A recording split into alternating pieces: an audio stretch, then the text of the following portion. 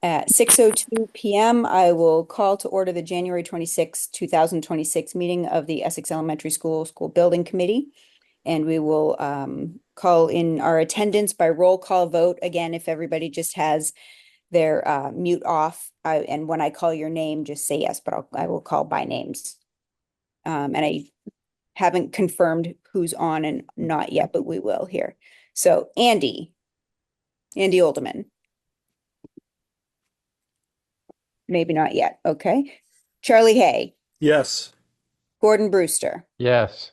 Tyler Verdon, Yes. Annie Cameron, Yep. Henry Ettinger, Yes. Ariel Brain. Not yet. Jen Hockerman, Yes. Mike Gerhart, Yes. Tim McDonald. Maybe no Tim yet. Emily Dwyer, I'm here. Kim Provost, Yep, here. Michelle Cresta, Yes. Pam Bodwin, not yet. Teresa Whitman, yes. John Benares, not yet. And then let's see, Rochelle Russo. Here. Alternate, it's attendance, yep. Kim Field? Nope. Dave Perrine? Lisa O'Donnell? Lisa's out of town. Okay, so that's attendance. Teresa, I'm here, Yeah. Kim Field. I just couldn't Oh, there find you my are. mute button. All right, thank you. All right, so that's attendance then. Moving on, we have minutes from January 6, 2026. Anyone have clarifying questions before we take a motion? All right, hearing none, I'll entertain a motion to approve the minutes from January 6, 2026. So moved. That's Gordon. Is there a Seconded. second? Henry seconds. Any discussion? Okay, then by roll call vote of voting members, we don't have Andy. Charlie, Yes. Gordon, Yes. Tyler, Yes. Annie, Yes. Henry, Yes. no Ariel yet, Jen, Yes. Mike, Yes. Tim. Oh, sorry, no Tim yet. Emily, Yes. no John yet. Kim Yes. Provost, Yes. Michelle, Yes. no Pam yet. Pam and Andy have joined Teresa. Oh, great. Pam, voting on the minutes. Yes. Minutes, yes. Andy voting on the minutes. Yes. Excellent. And we'll let the record reflect that Andy and Pam have joined the meeting. All right, the motion carries and our minutes are approved. Thank you. Try to get that one more shovel full. Remind me, we do the invoices separately? You can do them together. We can do them together? Okay. Yes. We have invoices from Doran Whittier and invoices from JCJ, and I noticed there were that included invoices from specialists and consultants. I know Gordon had asked about that last time. Does anyone have clarifying questions before we take a motion? Just want to know that Michelle's reviewed, that they're aligned with, sorry, I'm going to just always ask you this. That's right. I usually do it in discussion. Yep, no, I was ready to jump in. I have reviewed them. They are in line and all look good. I recommend for approval. Excellent. All right, then I will take a motion to approve invoices for Doran Whittier Management Partners in the amount of $55,392 and invoice for JCJ Architecture in the amount of $77,476.75. So moved. Seconded. Can you say your name when you do a motion? Yeah. Sorry, Emily, so moved. Thank Henry you. seconds. Perfect. Any discussion? Michelle recommends approval. All right, then by roll call vote once again. Andy, Yes. Charlie, Yeah. Gordon, Yes. Tyler, Yes. Annie, Yes. Henry, Yes. Jen, Yes. Mike. I know Mike was there. Yes, sorry, lost the mute button. Yes. All right, Emily, Yes. Kim P, Yes. Pam, Yes. Michelle, Yes. John, did John join? No, All right, and did Tim or Ariel join? no. Okay, then I'm a yes, and it's unanimous. Thank you all. Up next, preliminary design program MSBA comments. Christina, you want to handle Yep. that? Yep. So we, as you know, submitted our PDP submission to the MSBA following our January 6th SBC meeting. We did really receive some precursor comments from MSBA where they had asked for a couple clarifying questions regarding like the local actions and approvals, our meeting minutes, and a couple other kind of checking the box items. We're currently working with the MSBA on our response following tonight's meeting, and we'll be providing those comments back to them by Wednesday, end of day. And then from there, we expect our regular PDP comments in form to where we can respond to them within 14 business days of receipt. So working with the MSBA on just a couple of comments, and once we have any additional information, we'll let you guys know, but just regular comments that we receive from MSBA. Excellent. Thank you very much. Anyone have questions on that? Or are we good to move on? Good. All right. Annie has her hand raised, Teresa. Oh, thank you. Annie, go ahead. Hi, I just wanted to know in terms of the process with MSBA, is it kind of like iterative? They ask a question, or is it just back and forth until they're satisfied, and then is that how it works? It depends on the submission and it depends on what their questions are. But for the PDP, there is no board meeting that precursors like an approval for MSBA. So we literally just submitted the PDP in January and we're just waiting for their response.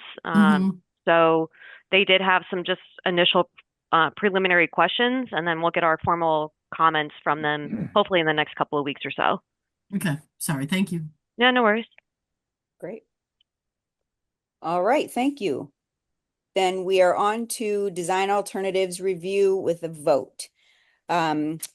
This is for anyone who wasn't able to make it last time. This is carrying forward from the discussion we had and the straw poll we took to remove all but the three design alternatives that keep pre-K through 5 at Essex Elementary. We took a straw poll for that on January 6th. And then just so you're all aware, we did let the school committee members know that actually we took it in two straw polls, one to eliminate the Manchester Memorial site as a full merge, and then a second to eliminate the split grade options. School committee was updated about that and invited to comment either in the meeting or at any time since if they had concerns about that path moving forward, and there was no input received about that. So Christina, did you want to say more about that, or do we want to? Yeah, so this is an agenda topic that we have that's a vote expected based off of what Teresa just said as far as our January 6th meeting. This would leave the A0.2, the A1.2, and the A2.2 options on the table for us to study during the preferred schematic report phase. And so ultimately, we've had the discussions. I feel like there have been multiple discussions regarding the different options, and we've gotten to this point where we're looking for a formal vote to move forward with the options that I just outlined. All right. Any clarifying questions before we move to a motion? Annie, go ahead. Sorry, again. Did you say that this went before the school committee and there were no issues? That is correct.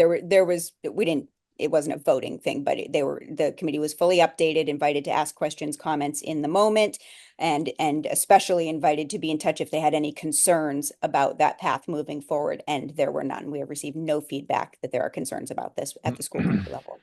Okay, and then just one follow-up, I apologize. So this was in a public meeting, and public comment could have followed if anyone had any issues with it. Were they in attendance?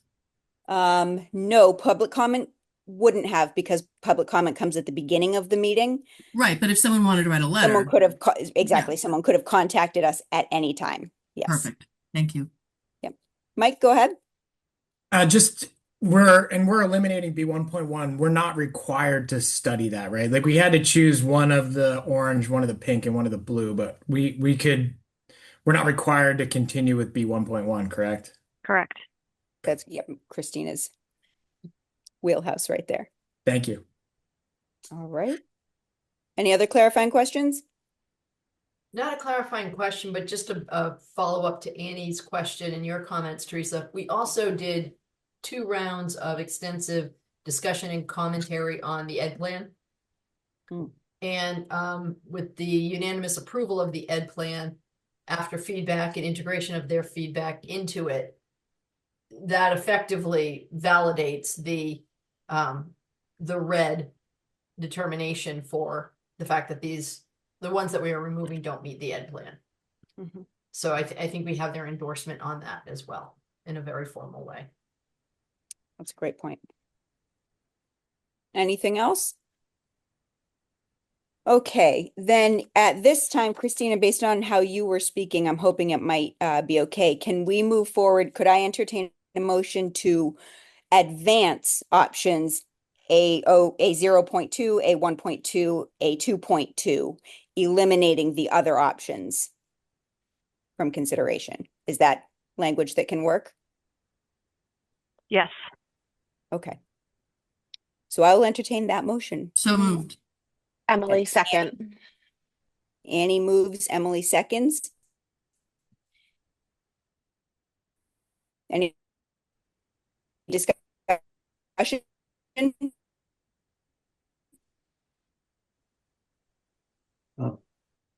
Teresa's frozen.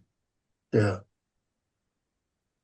Feel like this is okay. I think she just Then said we any will go by discussion. roll call. I did. Can you hear me now? You're kind of frozen, but we can hear you. Sort of. Sometimes if you turn Turn your off camera video, off. you have better connection.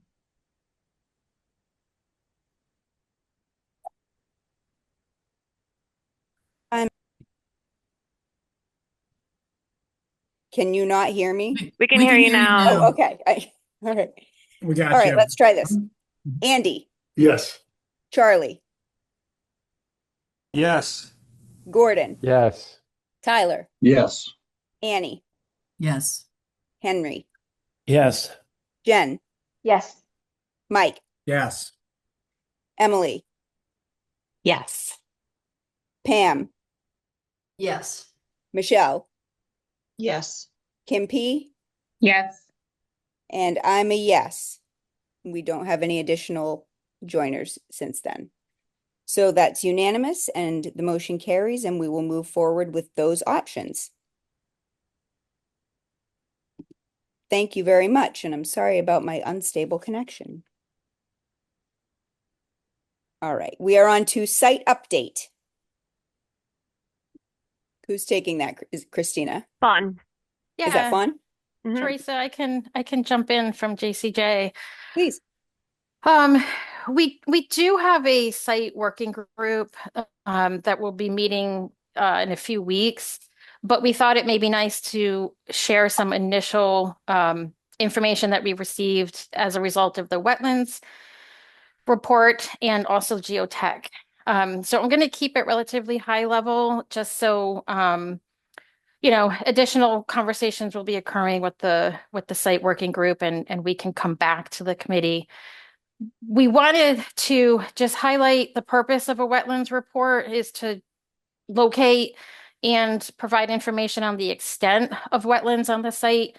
Over the few years that happen, wetlands can get smaller or get larger. So they literally review it, they flag it prior to the surveyor being on site.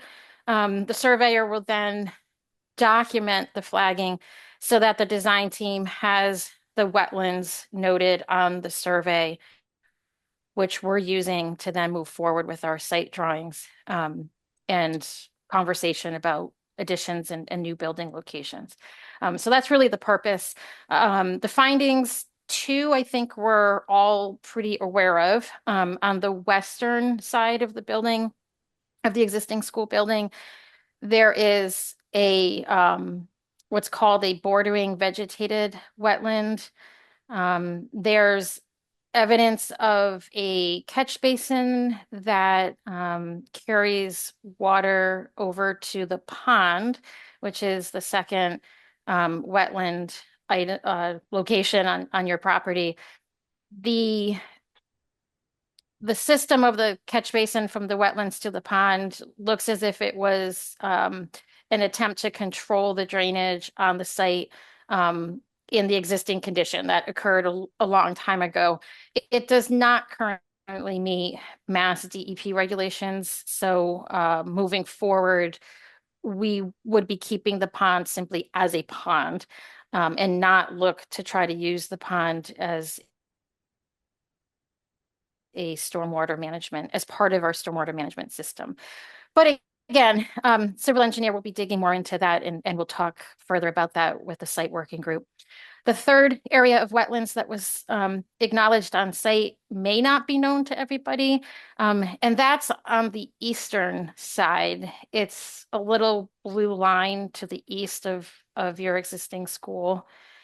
It's classified as intermittent, and it is the daylighting of a, I'll say, output of the pond. So when the pond reaches a certain height, the intermittent stream will be flowing. When there's perhaps a drought situation, you can barely see it. It doesn't even seem like it's there.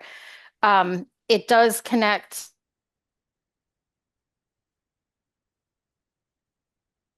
to and Western Ave, and I apologize, I'm going to say the name probably incorrectly. It goes over to Alewife Brook. So it is connected further off to the northeast streams that you have in the neighborhood. But those are our three wetlands. All three of them do have 100-foot buffers that our design team is being mindful of as we move forward. Any questions on wetlands? All right, I see Annie and then Henry. Hi, my question is about the stream or the intermittent stream. Yes. If you said that the pond was part of a kind of decrepit drain system, right? And you're going to fix that. Is the stream possibly, could it dry up and then not be a wetland anymore? Does that make sense? Does that question make sense?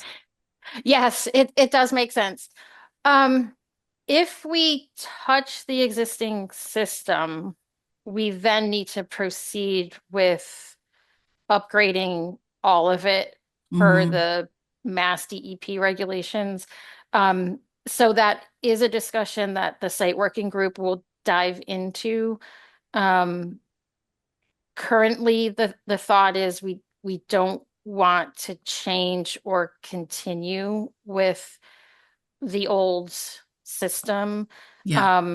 But I really don't want to speak. I want to make sure that we're working with the site working group on different options moving forward. But the preliminary movement is that we wouldn't want to touch it or use it. But to your point, it could dry up if we're not if we change that existing system, and that would be part of the conversation. Okay. And I know that we had a very extensive and expensive stormwater system at Memorial School. I'm hoping we don't have to do something like that, but it would be nice to have that field to the left a little drier than it is. Yes. Yep. Yep.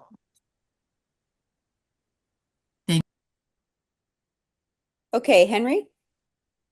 Yeah, thanks. Sorry, I just wanted to clarify the flagging for all the wetlands was done we can consider that 2025. Yes. Yes. This was a new report that was done. I can get you the date. No, I that's want to okay. say it was within November. It was in November. October. It was Okay. the end of October. Yeah, of Okay. 2025. And also, um, does the water that turns up in the intermittent stream do you think that that travels through any existing drainage, or is that a natural course? Do you know offhand, Vaughn? Do you know what I'm asking? Oh, that's a good question.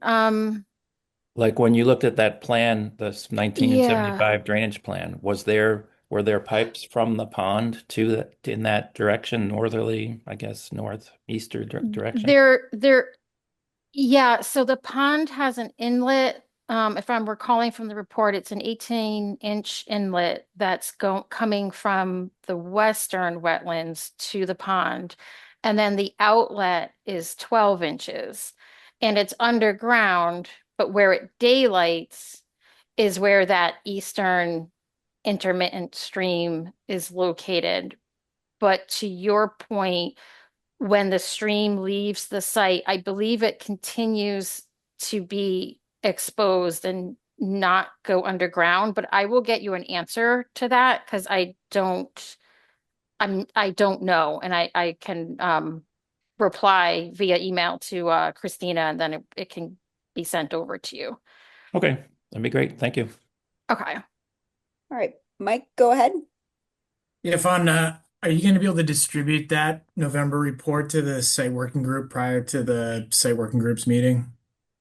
Oh yeah, certainly we can. Yes. Awesome. And Henry, to answer your question, I think what happens is it actually runs down the west side of Western Ave, which is the road there, and then there's a pond, another pond to the just off the screen to the east, northeast, which I think it empties into, and then it goes on its way from there. Got it. Thanks, Mike. Sure. Anyone else? I don't see hand raised, but you can unmute yourself and ask. Another All right. silly question. Is there any chance that we could lose the pond if the old system no longer feeds it? It's a good question. Again, I will go back to Semiotis engineers because I don't want to say something that I don't have an answer to. We had a Yeah. initial like design charrette with the site civil landscape and that conversation did come up. The feeling was that since it is considered a wetlands, that it would have to be replaced in kind, and that seemed like a good way to spend a lot of money moving a pond around the site. So we're trying to work around it where it's located now. What Pond would the is fifth it- graders is it- fall into on the last day of school? They didn't fall Exactly. into that one. Oh, That is a beloved pond. Beloved pond. They haven't done Yes. that since before our kids, Mike. Yeah, I know, right? Boo. They set up like a tightrope and make the kids walk across, and inevitably the teachers like kind of make them fall in. It's pretty funny, actually. Pre-COVID. Yeah. that's good history. Although it's gotten to be Yeah, less of but a pond and more of a marsh over the last decade. Yeah. All right. Any other questions for Fawn about wetlands? Nope. All right. So are we still in site update with something more, or are we moving on to design update? We have more. All right. yeah. So the next slide is the geotech report. And again, staying high level, but we did receive this report just last week and wanted to share the initial findings. Geotech reports are done so that we can explore subsurface soils, try to get information on where bedrock is and groundwater conditions. And then we're using that information to start to influence our design moving forward, trying to get more detailed information for the PSR cost estimating that'll happen in a couple of months. So it helps to inform the foundation design, slab on grade design. We begin thinking about treatments for the groundwater that is existing on site. Also looking at the lateral earth pressures that are happening on foundation walls, seismic considerations. And then we also start thinking ahead to what may be needed for construction. So there were 6 borings done on site, and those were grouped together into 3 locations. So there was one location in the playfield on the northwest area of the site. There was another, so that was one bore. There was another location on the southwest area of the site, and there were actually 3 bores down there grouped together. And then there was a 3rd location, which was directly south of your existing school, in the blacktop or the asphalt that is existing. And there were 2 bores done in that location. And what we discovered is that we hit refusal anywhere between 1.4 and 22.5 feet. And refusal is expected to be your bedrock, which in this area historically would be the granite. Given this kind of broad preliminary study, the geotech engineer is recommending that our structural engineer use a conventional spread footing. And what this means is that instead of having deep foundations, you instead go laterally. So it's a wider footing so that you're taking the load, the structural load, and you're spreading it out within a shallower depth, rather than say a narrow and going deeper. So that's fine. We do that often. One of the bores, it was the bore that was actually in the northwest corner of the site, is also being used to monitor groundwater. The range of the groundwater observed to date is varied to about 1/2 to 6 feet below the ground surface. So it's continuing to review that so that we can get a better gauge on the groundwater elevation. But given this, there was a couple of recommendations in the report under slab and perimeter foundation drainage. That's fine. We do that often. Area drains and roof drains and downspouts will be tied to a solid pipe for drainage. We tend to do this anyway for good practice. Waterproofing in specific locations and damp proofing for foundation walls, again, quite common. And then exterior site grade slipping away from the school building. Again, we tend to do this for just good practice. So no big surprises there. Because there is bedrock so close to the surface, there was a good discussion about thinking about construction and pre-construction measures that we can begin to take. So before construction, let me back up a step.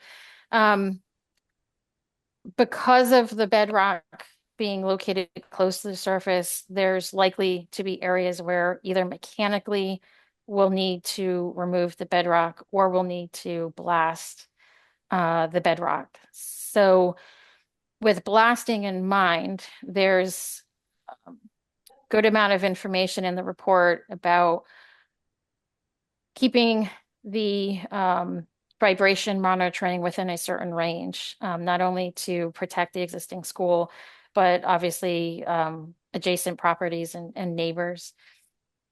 There will be there's a recommendation to provide a pre-construction survey before the blasting occurs. Christina, I know you had mentioned this was actually done at Manchester Memorial as well. So I think that this is all information that we can handle moving forward in our project. And we'll go into more detail about this with the site working group. Any questions on geotech? I do, Fawn. This is Gordon. I have a simple question here. 6 borings were done so far. We have an undetermined footprint. So will there be additional borings Yes. once Yeah. we I know was, exactly where this is going to go? yeah, Gordon, you cut me Yes. off. You beat me to it. I was just about to point that out. Yeah. I was going to tag on to Fawn. All Yeah, right. this was Thank you. preliminary, which is just to get a wide range to get a sense. Yeah, Once excellent. we get footprints done, we'll do a more detailed and thorough It investigation. actually appears to be pretty rudimentary, and the recommendations appear pretty positive. No Yep. exotic foundations required. This is good news. It is good. It is Yeah. good news overall.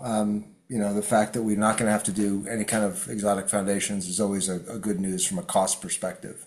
Yeah, and I agree thoroughly about having the vibration monitoring in place. Just keep the public and us in the school, everybody in line. That's And good. and this allows us now to begin to look at the building and if we can, modify it to avoid as much rock removal as we can. Yeah. We're not going to be able to remove it all. The other thing we'll be looking at when we do the final set of borings will be utilities, because that can always be a surprise is when we have to run utilities out to the street and you have to trench through rock, we'll need to understand what that looks like because that can be a cost factor. One All of right. the Go ahead. Could you tell us where the boring or borings were that hit bedrock so quickly? Because rock removal is not a cheap thing, and one would think that anything you can do to avoid it would be worth considering. uh, um yes, hold on. I have the report in front of me. Hold on. Well, again, we're going to be providing the report to the committee, We so you'll we have the will be. boring plan. Yes. Yes. Sorry, I'm trying to look at the data very quickly and But it's Charlie, your point's a good one. We've been talking about that. I mean, we may or may not be able to modify the footprint, but we can look at the elevation of the building. We can move it out of rock. We can move it around. All things we need to look at. We're gonna do Mike and then Tyler. Do we want to wait? Fawn, do you think this is something you have in front of you, or do you want to go to the next question, then come back to that? yeah, it's going to take me a moment to get the right boring logs. So I can either follow up by email along with the report. That's probably the better so that we can keep going. I know we have a lot of content moving forward. Sure. Charlie, does that work for you? Yeah, it would just be useful to have the actual drawing of where the boring locations are and then the I can show results of the you. borings. Yeah, Yeah. we have that. Yeah. I can show you that. Well, Give me one right, but I second. think it only is useful if you then know what the results were. I'm just going to show real quick what the locations were so everyone can see what they were. Right, but then we need to know kind of what you hit and didn't hit. Can Yeah. you guys see that? Yeah. Yes. So let me just actually scroll out and make this bigger. So Cape Ann granite tends to be incredibly hard. Yeah. Yeah, and if you've been out to the site, you'll see it actually at points it breaks the ground surface, especially the north of the existing building, kind of in the middle of that U parking area. There's a Right, couple well, that's portions. not our problem, probably. These are not Yeah, proposing anything out there. right. So you can So see one right yeah, here. where they quickly hit granite, like the B2 area. So they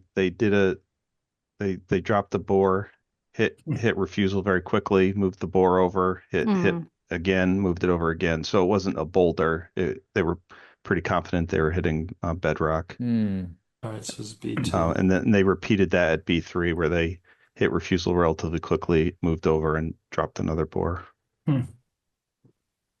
Okay. Thank you. Yeah, Jeff, that's correct because you can see it in the boring reports, the 20 to 22 feet. And then you were saying like bore 2, for example, was only about 1.4 feet, and then B2A was the same. It was like 2 to 3 feet. And then bore B2B was about the same as well. And then in the back of the school, it was, where is it? Yeah, 2 to 2.8. And 4 to 4.8. So I can highlight this in an email to you, Christina, along with the report that if you would like to then forward on to the SBC. I think that'd be helpful. Yeah. Okay. All right, Mike, go ahead. Did they take any environmental samples when they were doing the borings? Not yet. We have a slide further into the presentation that shows the hazmat group will begin doing their next level of studies at Essex during the school's February vacation. So that February 16th week. Great. Tyler? Thank you. Yes, thanks. Just to Jim's point, utilities and the overall site getting pretty tight with ponds and granite. But thinking ahead to energy code, are we going to need to segregate space for ground source heat as well? And do we need to find space for that? So we do have, I believe it's next week, we're going to start talking about some of the sustainable and MEP systems.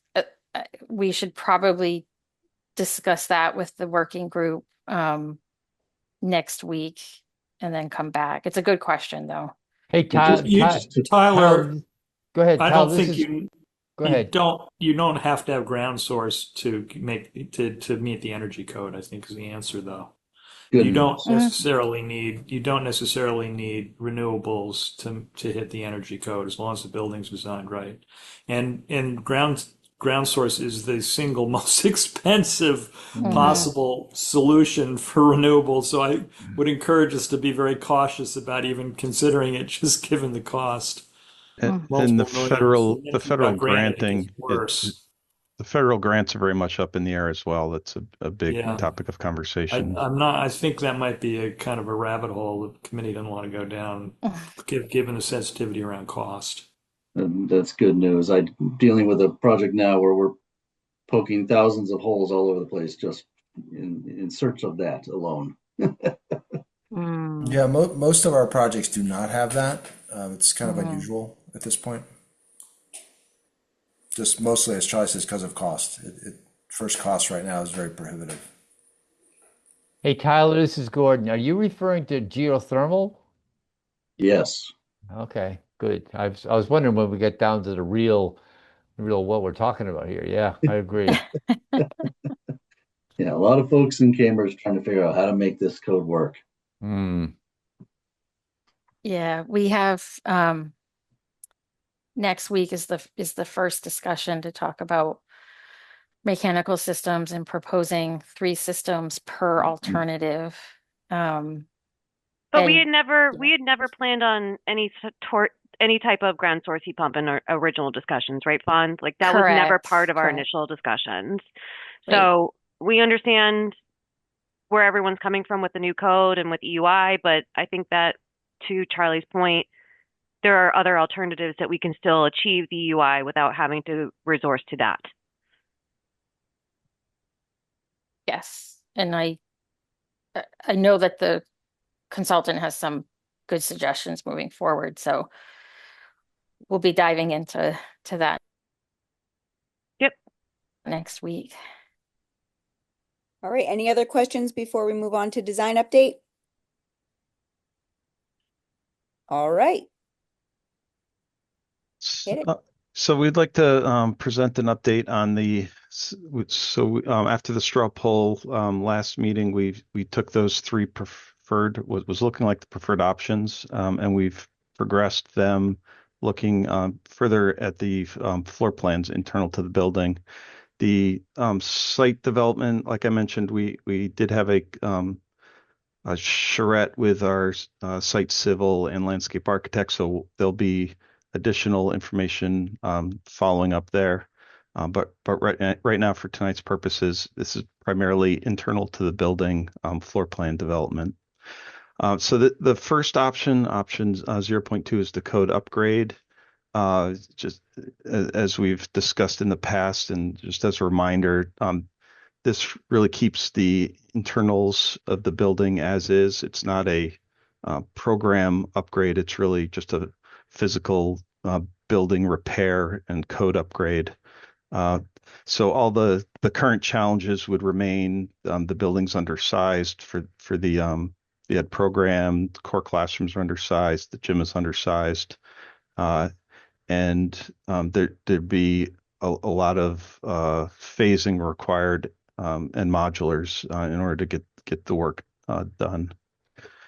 On the site, their accessibility is a code-driven upgrade, so there would be site impacts for both accessible walkways, accessible parking, and repair of some pavement. So that's something that we'll be looking at as we move through the site design. If you can go to the next slide. And just again, as a reminder, the lower floor, there is program area down there. And that's something as we're looking at renovation addition options. One of the strategies is what is that space best, what's the best use of it. For the code upgrade, it would remain as is, so a project room and a OTPT space. Next slide, please. So that's 0.2. Then looking at the addition renovation option 1.2. The addition is 20,000 square feet. And as we indicated in the earlier diagrams, the kind of the core of this addition becomes the gymnasium, because that's really the only way to increase the effective size of the current gym is to replace it. It's very difficult to enlarge a long span space like that. So the addition would have a full-size gym with a stage, a community entry, so that could be used, as a public amenity space. The addition also includes a learning neighborhood, classrooms for 4th and 5th grade.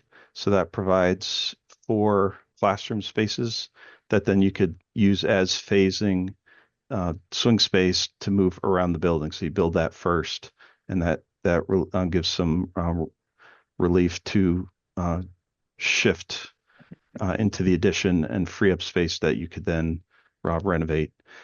The existing gymnasium as a taller space could be used for what we're showing here is a music room and a media center, centrally located in the layout. And then the existing classroom wings are renovated as learning neighborhoods. So on the west side, so plan up, is the 2nd and 3rd grade. And then on the east side is kindergarten, 1st grade. And each of those gets a breakout space and a small group room. And we've located those off of the courtyard so that there's access into the courtyard, and extended learning, outdoor learning spaces become more practical. We've also located a project room at the north end of the courtyard with access directly across from the main entry. So again, activating and utilizing the courtyard, taking advantage of site opportunities wherever possible. And then the existing dining cafeteria, the kitchen needs to be expanded. It's undersized now, so the kitchen wall would push out into the cafeteria. Since we've replaced the stage, we could demolish that and provide a PT space instead. So again, utilizing those higher spaces with a program that would take advantage of the spaces within the existing fabric of the building wherever possible. Next slide, please. And then on the lower floor, a thought here is putting a pair of pre-K classrooms there and developing a new entry so that when the site is developed, that there could be a separate pre-K drop and potentially some limited parking specifically for that function. And then the outdoor pre-K class or playground could potentially be up the ramp and into the south end of the courtyard. Again, taking opportunity of existing spaces and kind of enhancing and redeveloping them wherever possible. Next slide, Hey, please. Jeff, before you Yep, leave this one, this is sure. Gordon. May I ask about I see the boiler room is depicted on this plan. Has been there any thought about what would happen to that space, the sub basement space? Yeah, that's a good question, especially with new systems. If we're looking at electrification, the boiler, could potentially go away. It's just a very awkward space to reuse from a program perspective, but that'll be a conversation. What it makes sense to do. We'll probably need more electric room space and less boiler room space, but we need to test that. So that may be all that may be accommodated as part of the program refinement as you go through this. Yes, the gray mechanical spaces aren't 100% proofed out yet. Typically, we allocate Okay. a placeholder. The ratios are roughly correct right now, according to the MSBA template. And again, those will be developed as we get into schematic design and get more and more specific. Okay. Thank you. Sure. Next. So this is the new option, option A 2.2, and similar to the ad reno, it's the same size square footage, 73,000 square feet. The strategy here is to build as a single phase, and it is a bit of a tight fit. The new footprint is extending into the wetlands buffer at each end, and it's getting pretty close to the corner of the existing gymnasium where that kind of modular book storage room is, right where the main entry label is. It's not as tight as the Manchester Memorial new building was to the existing, but it is getting pretty close. So that this shouldn't be a new experience for anyone who was familiar with that project. So again, there's a lot of cost benefits to building in one phase, all the sequencing of trades, building the entire building, and then occupying it, then demolishing the existing building is really the most cost-effective way to design a project if we can get this to work. So again, we're working with our site engineers. We'll be trying to drive a perimeter access road around between the building and the wetlands and the property lines. So that's all in the works, and we'll adjust the footprint as we need to kind of make these things work. So this was the first pass. We're going to squeeze and fit as we go forward. There's also potentially some area reductions as we review the program and layouts and adjacencies with the education leadership group. There may be some opportunities to reduce the overall square footage, which helps reduce the footprint. And it's 2 stories, correct? Yes, it's 2 stories. Just quickly stepping through the program, the main entry is right in the middle. The blue areas is then a community wing, and the pink and yellow areas is an academic wing. So that could be separated so that just the community access can happen after hours. And so it's very kind of efficient building utilization from that perspective. So coming in the main entry, there'd be a secure vestibule into the purple bar, which is the office, and from the office you have views across the entire site and approaches to the building. The media center right across in a hubs with the same concept as Manchester Memorial, where maybe there's a cascading stair and some kind of seating on some risers or steps that could be used as kind of an overflow performance or gathering space. And then the community assembly opportunities with a full-size gym and a dining area with a movable wall between, and then a stage gives you an option of just having the dining area off the stage. So you can have a kind of smaller, intimate gathering, or you can open the movable partition and extend seating into the gymnasium. And then all the way across the gym, if the bleachers could be located there, so you could have a all-town meeting. So there's a lot of scales available for that usage. And then in the academic wing, it's organized into two learning neighborhoods. So the K and first grade are one neighborhood that have a breakout space. The other is pre-K and some special ed programs. On this floor, that there isn't a second breakout space. There's some special ed offices that are in there. And if we could, and just one other point before we move on to the upper floor, there's a potential for a pre-K entry directly off the end through the stair, so you can get a relatively short walk to the pre-K, and perhaps the pre-K play is off of that end of the building as well. Next slide, please. And then looking at the second floor, this really makes those learning neighborhood plans, it's the clearest representation of it, where you have two classrooms with a small group between it.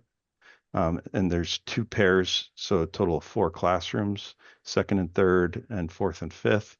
There's a breakout space, and then there's support. There's toilets and lockers within that breakout space.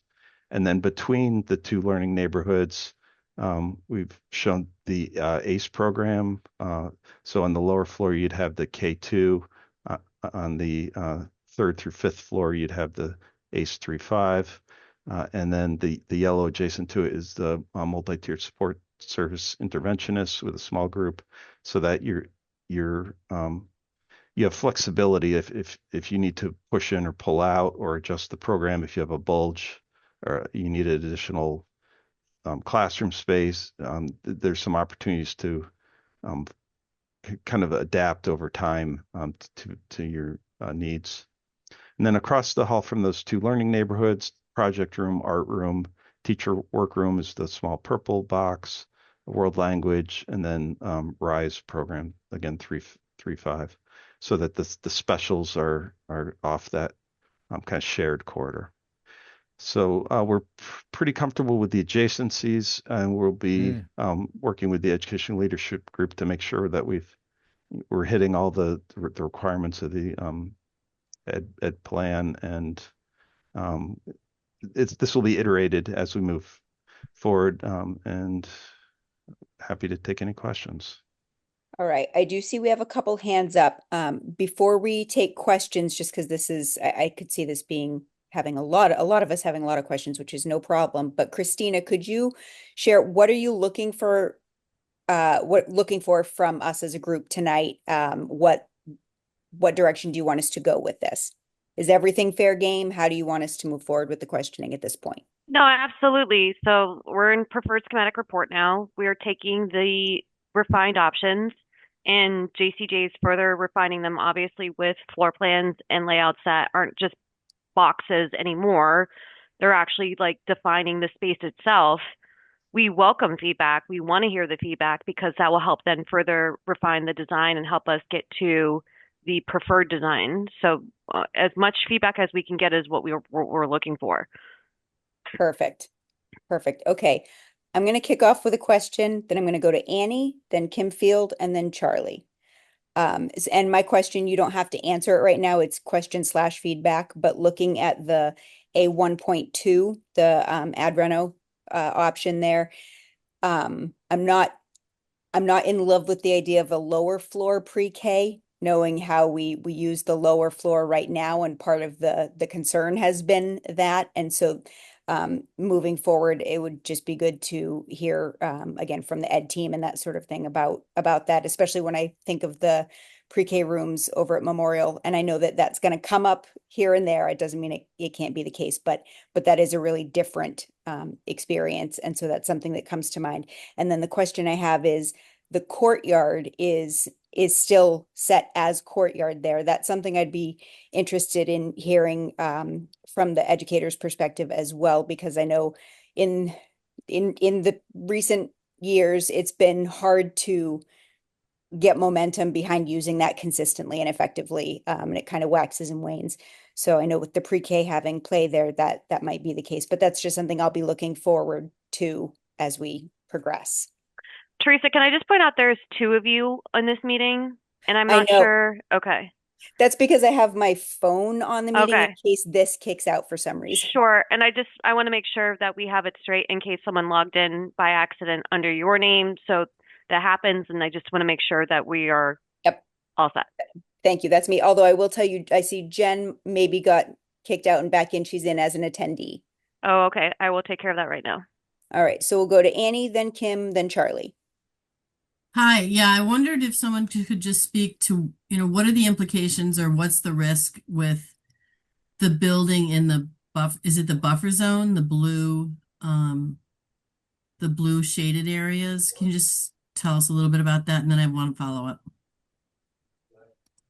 Sure. We'll have to go through regulatory in Essex, and our understanding is that it's maybe gonna be less painful, take less of a time commitment than the Manchester process. Essex doesn't have any additional bylaws that deal with wetlands. They look to the state requirements, and our site team is aware of that. They're tracking it, and that will be part of the approval process going forward. Yeah, So that's really the extent of it. as we have to show that we're not negatively impacting, which we did something very similar at Manchester Memorial. So we think that we can address that. Okay. And then my other question was about APE 2.2.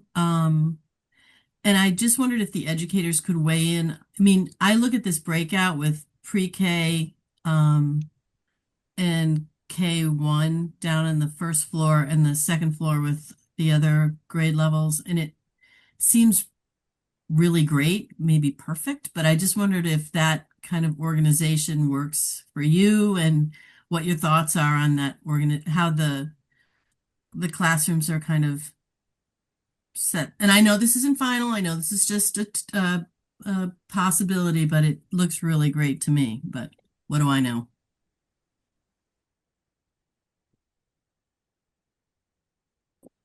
Kim P., do you want to weigh in on that? Yeah, I mean, I think one of the things that we liked going through some of the visioning was some of the neighborhoods and the proximities of grade levels to be close to one another. I think the layout right now as it stands is fairly similar to the Memorial layout, with the hub and then the two floors. So I think that's something to take into consideration. But I don't mind the grade levels being separated as they are, with lower on the first floor and upper on the second.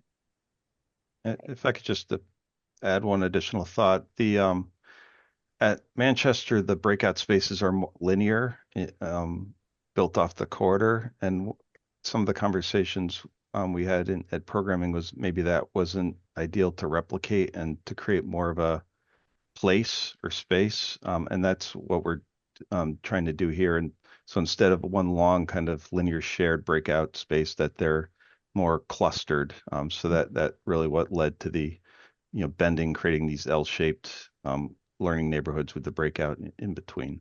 No, I definitely like that part with like the neighborhood feel. I think it's more of that opening entry, and sort of how that mimics Memorial Elementary. The only thing that jumped out at me, and this is probably just for conversation as we go, I don't know if Rise can go on the second floor, so does that, or should that be all centered on the first floor? And then just some discussion about art being on the second floor versus being part of the media center music hub. That was part of the conversation, but I like the grade level configuration for sure. And that's certainly a conversation that, we can dive deeper into. It's always in an elementary school, it's always, you always, since kindergarten and the early childhood is on the first floor, you want as much program on the first floor and readily accessible as possible. It'll be a priority, like with our limited footprint. It's choices, right? Like what do we want to put first on so for example, at Manchester, the media center is on the second floor. Here we showed the media center on the first floor. We could switch that, move the media center up, and then that open space to be on, maybe art or Rise could come down. So those are certainly conversations we look forward to having. All right, we're going to go to Kim Field, then Charlie, then Jen, then Henry. So Kim, go ahead. Thanks, Teresa.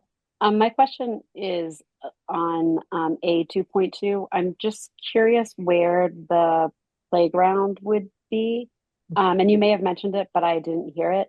And my reason for that is because when we were touring, and I'm looking at where like the kitchen cafeteria space would be, one of the things that we liked when we were touring was when the cafeteria was in closer proximity to the playground, because our kids spend an awful lot of time in line walking to and from. So I was just kind of curious if you could explain where the playground would be situated in relationship to the cafeteria. Sure. And that all the site development is in process, but our thoughts was to create some readily available outdoor connections. So there's the slot between the gym and the kitchen that butts the dining room. So that could be outdoor dining, some opportunities, or play, direct that out to, like a quick recess type space. Between the music room and the first grade classrooms, there's another kind of space that could be for play or outdoor learning, or it could be an outdoor classroom that flows off the media center. Between the two learning neighborhoods, the kindergarten pre-K, there's another actually at the top. Yeah, right there. There's an opportunity there, and then as I mentioned, off the end of the pre-K entry. So we really want to integrate, and our landscape architect is very excited about opportunities to integrate outdoor spaces as we move around the building. Out in front, we're going to, after the existing building is demoed, we're going to put as big of a field as we can, with circulation around it. One of the conversations about the bedrock, it's very difficult and expensive to put big flat things on places with a lot of ledge. So that will be a conversation, is how big of a field can we really do economically. But there is some opportunities as well for playgrounds out in front. So we're looking at all those options. All right, Charlie, go ahead. Sort of a quick comment question. I agree with everybody that the replacement building, is well conceived and elegant solution. And it also seems like some version of this is the only thing that would fit on the site. However, with the addition my kind of question was, have you guys sort of looked at any other options? For instance, could you consider 2 additions? Because the thing about the additions is as you've already said, is they make wonderful swing space. And I'm sure that part of the cost driver for this option may be to do with modulars, which I think Annie was asking the question, and I was going to say $1 million, $1.5 million, $2 million for modulars. They're a lot. I don't know what you guys carried, but I don't know if there would be some option where you had a partial demolition and an addition, or something that would give you more new construction initially. So in other words, could phase 1 be two pieces of new construction that then gave you swing space to move kids into to kind of vacate the existing building, because I would think that would help with costs. So it's just, I didn't know if there were other options. This approach seems like there are more possible options than the other one. And my other question was, have you considered using the gym as swing space, like putting up temporary, everyone hates it, but putting up temporary partitions for a year or two and putting kids in it along with actual permanent classrooms? Yeah, I'll take the second question first. So, I mean, one of the options for the gym also could be that's food service dining. Maybe there's um, sandwiches prepared off site within the district and brought here while the kitchen's under construction, or for a couple months, because it'd probably be difficult to do a kitchen just over the summer months. There's not a lot of time there. So we don't have an exact phasing plan. That's something that we'll have to work through. Um, yeah, but yes, that's certainly an option, is to look at using the gym for other things. Um, as far as multiple schemes, the reason why we started here was we're hitting the 73,000 square feet in what we think is the most economical, practical way, which is build a single footprint. And one of the things we considered or thought about is if, and it was mentioned that pre-K may not be an ideal location down below. Like, what if the lower floor, the decision was made to not put any student occupied program in that? Then this addition would have to, be 3 to 5,000 square feet larger to accommodate that. So that could be, another iteration reacting to input, from the SBC.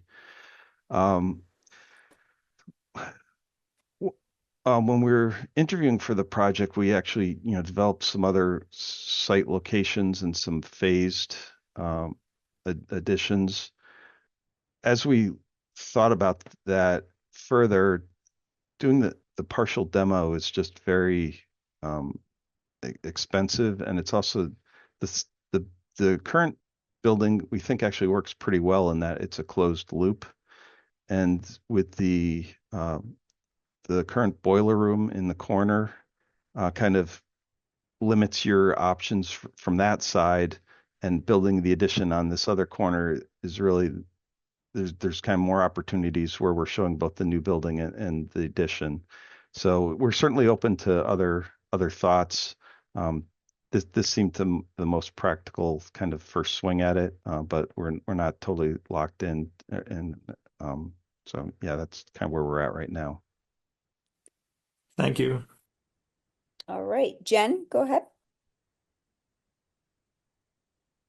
I heard what you just said about phasing, and I agree that it'd be nice to not do phasing, but I did have a question about 2.2, which is just that if you don't mind flipping to that first floor of 2.2, thanks.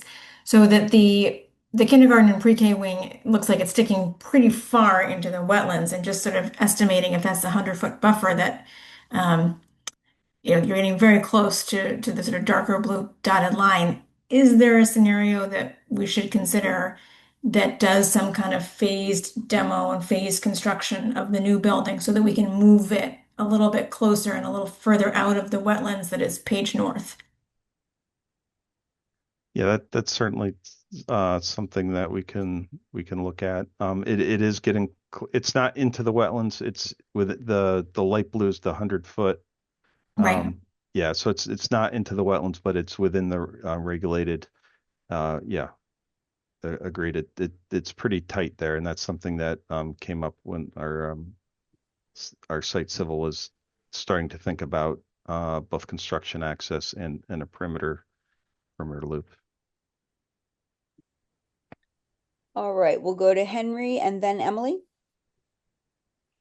Thanks. I just wanted to follow up a little bit actually on what Jen just mentioned about the buffers. Typically, there'll be a 30-foot, a 50-foot, and a 100-foot buffer, and just because we're not at that level of detail yet. My question is, would you guys take a look at, and this is a Tetris question, if you rotated that 2.2 about 45 degrees clockwise, so that the gym and the calf were like level horizontally, if up, we'll call that straight up from the diagram. Wouldn't that get all wings out of both wetland buffers? So the dotted, if I'm understanding you correctly, would that put the classroom wing over the top of the existing building? Yeah, the top right corner Yeah. would get clipped. Yep. Right. So that's just what we'll have to figure out is how you phase that, right? Because you need to build new classrooms before you demolish the existing classrooms, or you need swing space like temporary somewhere else. So you kind of have to always sequence and build what you want to demolish next, but you got to build it first. And then it's kind of like a series of dominoes that start to fall. So Totally understand. yeah. And I think That Jeff, to corner build, though, that corner might be the existing gym and calf. Is that right, Kim? Right. So that could be a sequence where we build the community wing of the new Yeah. and then demolish off the 75 addition, Yep. which would be a good break point because it was built up against the 50s building independently, right? So you could theoretically demolish off the 70s pretty easily. And then you could build, that would give you a little more footprint to build the new classroom wing. Then you have your all new building. It would have there'd be a cost implication in that you're bringing trades onto the site, twice to sequence two kind of mid-sized projects instead of one larger project. But yeah, that's certainly viable. And there's even less on the 1.2. There'd be even less rotation required, I think. I'm not following you on the ad reno. Yeah. To get out of the wetlands, is that what Yes. you're?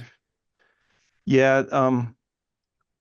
Yeah, that's true. One of our thoughts is once the field is laid out, we're trying not to compress the options for the field, but there is potential to kind of rotate that around. We're also trying to stay the angle is set off of the property line, so we're trying not to get too close and kind of respect the neighborhood to that side.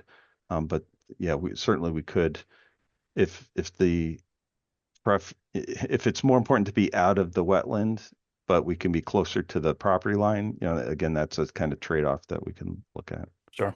Great. Thanks, Jeff. Emily, go ahead. So I have a question and a comment. My question is with the new build option that one of the traffic patterns that you had shown us had the bus loop going around behind, like sort of following the back of the building, for lack of a better way to describe it, like around the property line. And I was wondering, again, with that being 100-foot buffer, I don't really know what if that's like to scale, but does this option still give us space for that, or are you rethinking that traffic Yeah, pattern? no, both from a first responders perspective and from a site circulation bus drop, getting a loop around the back side of the building makes a lot of sense, and we're still considering that. And that's 24-foot bus lane or 30-foot first responder kind of clear zone really takes up that between the kindergarten and the wetlands, would be that entire width. So that's really where our initial most concern of the pinch point would be. But yes, we're still looking at that functionality. We're just how to best make it work on the site. Okay, I just wasn't, when you were talking about Mhm. potential playground or play spaces, all of those were mentioned also on that same side as the bus loop and traffic and Yeah, small children. Um, so sure. I Well, just wasn't sure if I missed and something. just as a clarification, like the bus loop would only be used like during, arrival departure. So that could be gated off, so that there is no circulation, except when the students are, either coming or going. So there's some kind of site safety enhancements that could be integrated with those circulation routes. Okay. Thank you. And my only other comment, I guess, is that a couple of times it's been mentioned this hub similar to what Memorial has. And I have heard a lot from various people that we really want this building to like also have a vibe that is true to our community too. Mhm. And that the like sort of we've been in a lot of meetings in that space, which can be sort of overwhelming if you're sensitive to noise. So I'm just wondering if that's a space that we could use in a way that would meet some of the other goals that we've set out in that way. Yeah, absolutely. I mean, we haven't even really touched on the interior environment qualities, colors, materials, soft versus hard the finishes. I mean, all that is, design conversations that we look forward to in the future. We certainly aren't assuming any space is right for you until we not understand, what your needs are. So the hub here may look and sound and feel totally different than what's at Manchester. We don't have preconceived notions. Thank you. All right, I don't see any other hand raises. Does anyone else want to unmute? Any comments, questions, input at this time?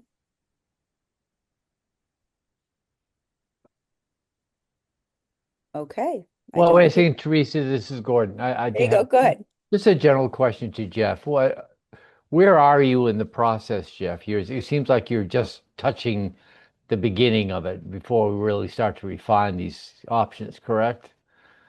Yeah, so just looking backwards, we've gone from even looking further back, we started with multiple sites, right? We narrowed it down to from 3 sites to 2 sites, and now we've gone from 7 options to 3 options. So the next step will be to have one option that we're going to push forward out of PSR into schematic design.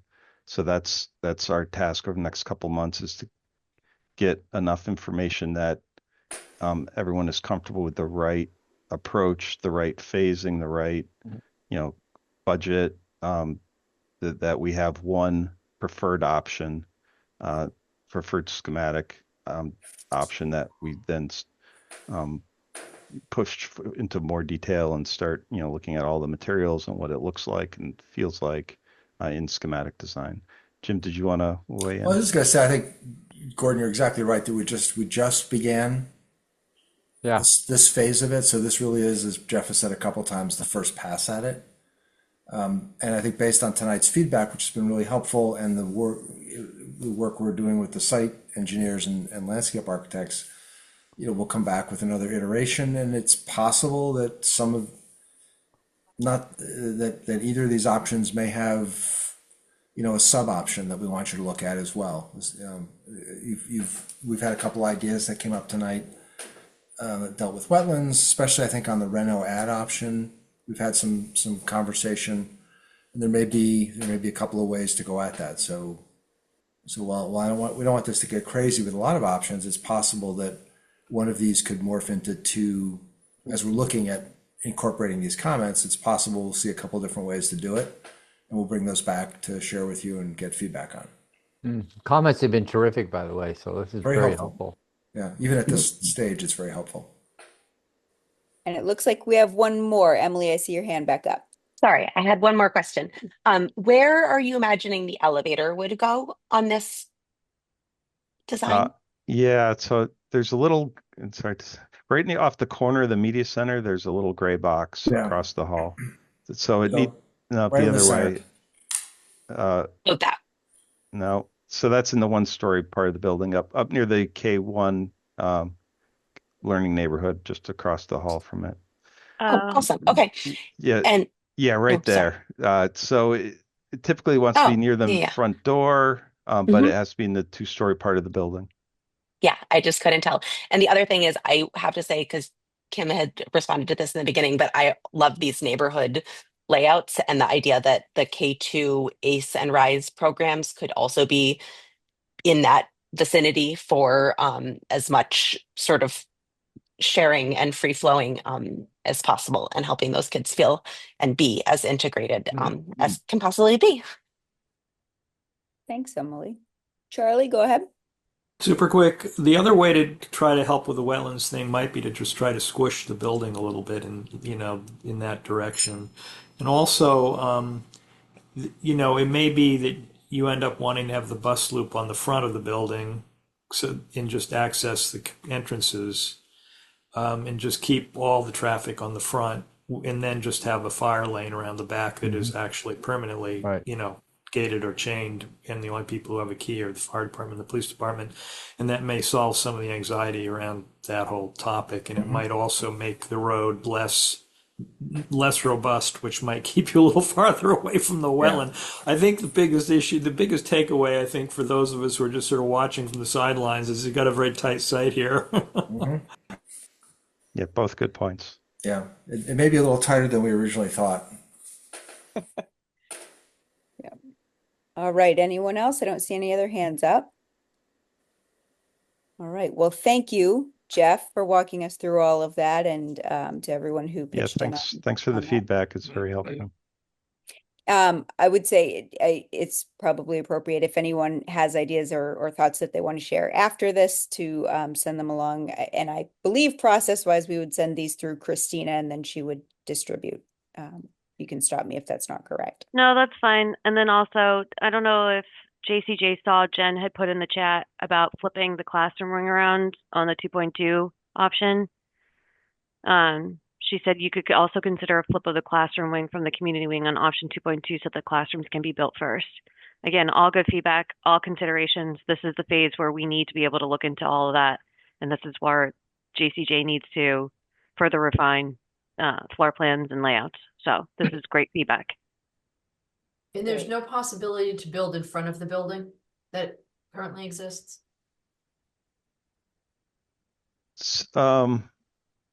Yeah, it's challenging. It's actually tighter on the top side, basically where the loop road is. Is that where you're thinking, Pam? Where the entry is in that Yeah. upper parking lot, and then there's a wooded area there too. I didn't know if that could There's more slope, more exposed ledge, and it's tighter. We thought there were some opportunities early on, but as we've looked at it more and more, it seems like the more expensive option. Jeff, are you referring to plan right on this particular drawing? Yeah, right where the scale north arrow is. All right, yeah. And off the page, there's that higher staff parking lot. We originally thought maybe there's some opportunity to build on top of that and like build a classroom wing going east-west or page up and down. It would require a phase solution where you'd build like a classroom wing, then demolish, a portion, maybe the eastern side, the plan down of the existing building, and then build over it and kind of create an L shape. It's less forgiving than the wetlands. Yeah. And I see we do have one more question. Go ahead, Mike. Yeah, I was just following up on Charlie's comment about trying to squeeze the building. It's also kind of more rectilinear, is a little less expensive. You reduce outside exterior wall area, kind of simplifies the construction. So I know it's nice to have kind of jogs and changes in the building facade, but the more you do that, the more complicated and the construction gets more expensive. So I know you guys are aware of that, but just we're going to be fighting costs the whole way here, and every bit's going to count. So just thinking about that a little bit. Thanks, Mike. All right, someone gonna run through this, or are we Yeah, Vaughn, why don't you go ahead, just do a quick recap through this. Yeah, so the design activities that will be proceeding through over the next month or two are just listed here. And I can go through each one in case there's any questions. But we're currently reviewing the geotechnical report with the structural engineer, civil engineer, and just internally ourselves, in case it has impact on the site location of the additions and new building. As Jeff already mentioned, we'll be really vetting these alternatives as we go through January and February. So the feedback today has been extremely helpful. And every SBC meeting that we have, we'll keep showing you further development. We have the educators meeting planned for early February, February 5th, where we can get more detailed discussion about adjacencies in the plan. And then we have the MEP working group, as I mentioned earlier, planned for February 4th. So we'll be looking at MEP systems proposed, or be looking at 3 proposals per alternative. Then we also have the initial first responders meeting happening mid-February on February 10th to get initial thoughts from them, and also review with, we'll bring to the table tactics that we're planning to pursue, and get their response to that. And obviously they may come to the table with some thoughts themselves, so that will be fantastic. And then the phase 2 studies, I think I mentioned this earlier when answering some questions about wetlands and geotech, but the phase 2 studies will begin the week of February 6th. And that it's not just a phase 2 study, it actually includes several studies. So there'll be a lot of activity on site the week that the students are off for winter vacation. Additionally, that's when we'll have the regulated building materials survey and other hazmat studies being done the same week of February 16th when the children are out of the school. Supplemental geotech studies will be occurring. As mentioned, we only had 3 locations. There were 6 bores, but they were grouped together in those 3 locations. Now that we have a sampling, and we also have footprint for where we think we're going, at least with additions and new building. Once we have that in a good spot, we'll coordinate with McPhail for additional geotech bores, specifically in those footprints of new construction.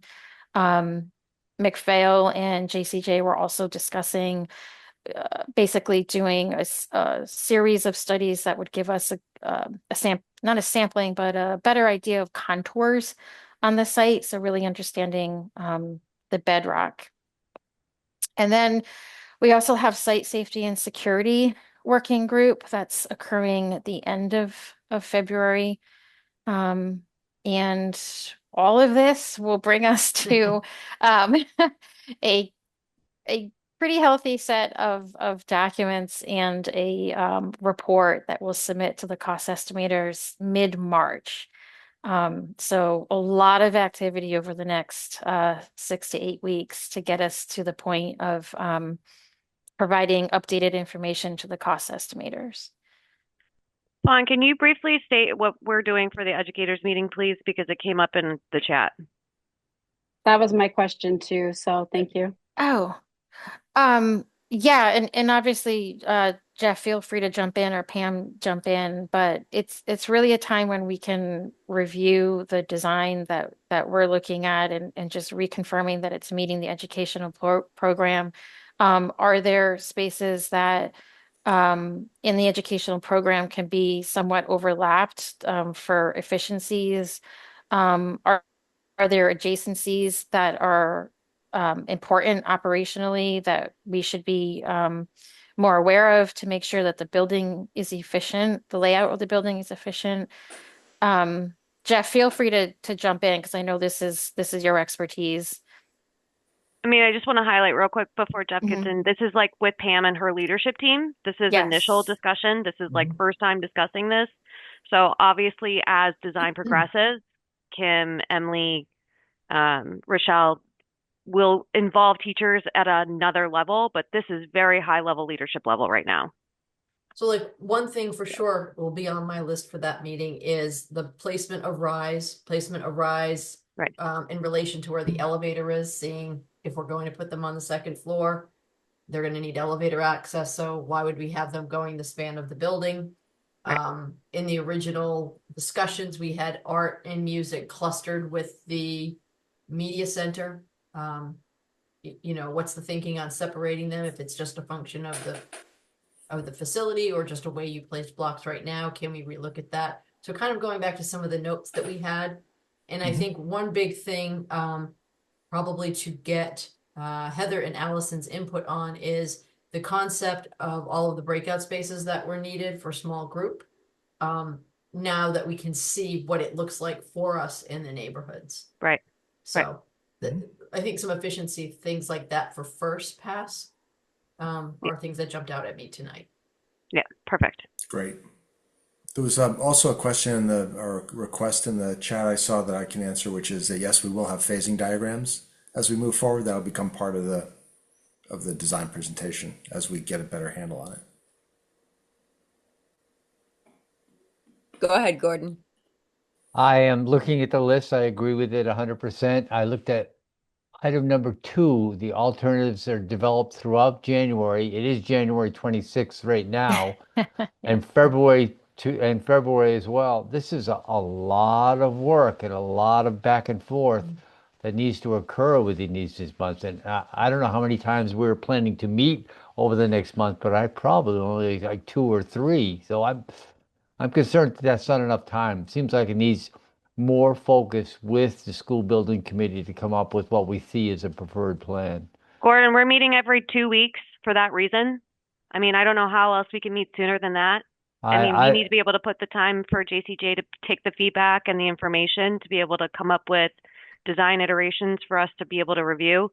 But we do have a tight timeline for PSR, and No, I got you. I'm 100% on board. I just think meeting every 2 weeks is not enough to give the feedback and then to make an iterative change to make it effective iterative change. I'm just concerned. I was wondering what we had done in the memorial schools. We had a specific small group planning group which actually sat with the architects and met more frequently and then fed back into the school building committee. That worked very effectively, and I thought it worked good. Are you talking specifically just in regards to design of the building?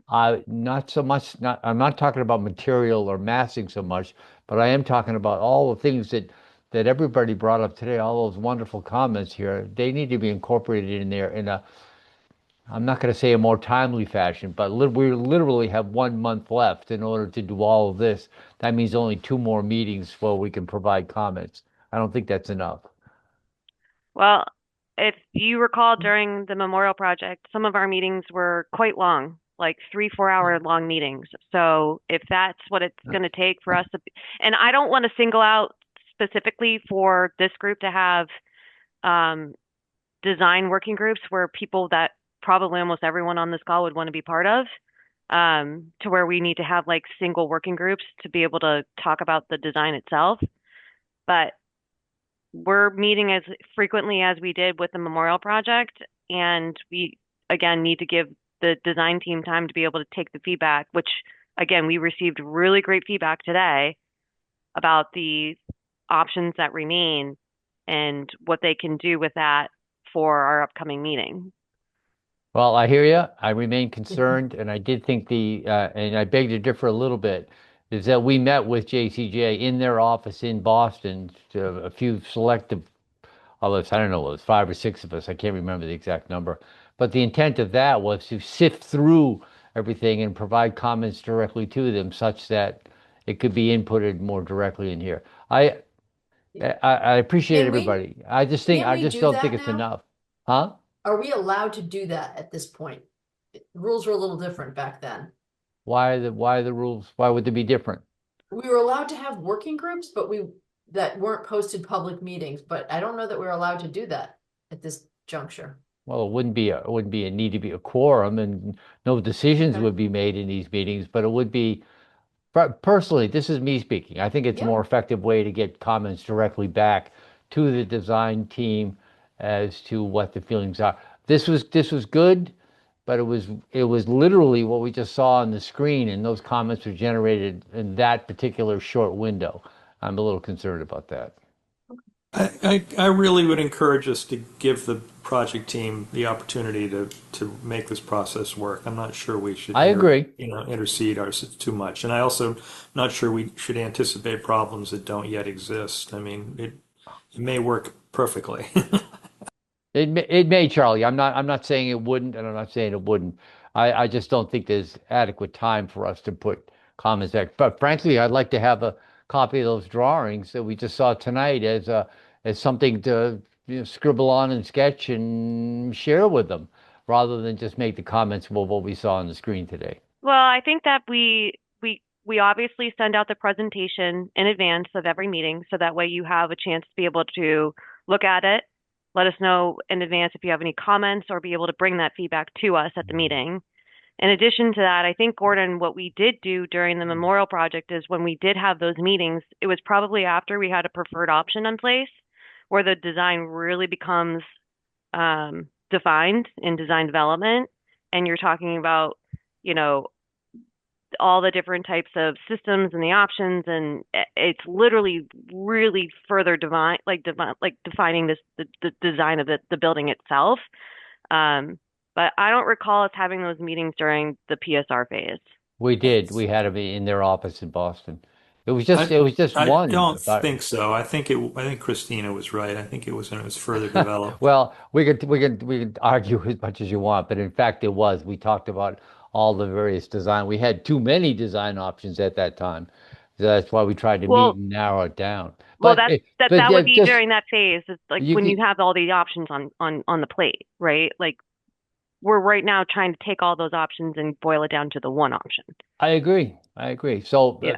just hear my words. I just hopefully it's a big nothing. But if we're not going to talk about this again for 2 weeks, that seems like a bit of time, and then we're literally into the middle of February.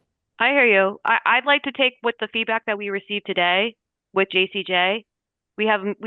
Just so you guys all know, we have standing meetings every Thursday as a project team where we talk about upcoming meetings and meetings that have happened in the past and what's yet to come and what's going to happen with like further refine of the design itself.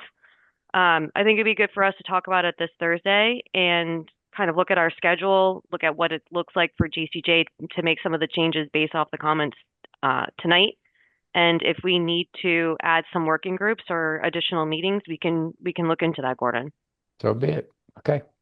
And in the meantime, so I'll just, as a reminder to all the rest of us, as Christina pointed out, now we realize what a tight time frame this is, and that the feedback is needed now, not, after we hear from the next thing. So our job as committee members then will be to reflect on this if we didn't prepare, all our thoughts in advance, if we have additional thoughts, to be sending them in, and then also to be really looking in advance of the next meeting as soon as that packet comes out, as soon as the presentation comes out, so that we can send comments in advance and really at least make the most of the time that we do have in this crunch time, so that when we're in the meeting, it's not the first time we're looking at this and considering the questions, that maybe they can be proactively answering them to get started here. And that might mean also, Teresa, like following this meeting to our next meeting, where we need to spend more time than just a couple hours going through the design. And that's Yes. totally fine. Yeah. We're totally open to that. We're welcome to that, and we want your feedback as much as possible. So maybe what would be helpful is, if knowing that this is where we are for the next 2 to 3 meetings, if we all are prepared that those may be longer meetings. And if it looks like, Christina, if you notice that you're getting considerable amounts of feedback by email, following this meeting in advance of the next one, and you can see, oh, we're going to have a lot to explain, we could give people a little heads up that, oh, this meeting is going to run long. And Sure. But we can all just sort of be prepared that as we get through this, it may take longer meetings. Sounds good. Right. Anything else on that part? All right, schedule review. Anything new? No, this is the same information that we provided the last couple of meetings, just reminding people of our upcoming schedule. So we have our community meeting on Wednesday. That will be at the Essex Elementary School site again. We'll do the preliminary walkthrough as we've done in the past. We'll share feedback regarding the PDP results and obviously feedback from tonight's meeting, which is that we've taken the 7 options and now we're down to the 3 options. And we can go over next steps and what that looks like as far as schedule goes. We're going to have our next SBC meeting on February 9th where we review that information. And then obviously we're taking all the feedback from tonight, JCJ, coming up with some different iterations and design information for the SBC to review.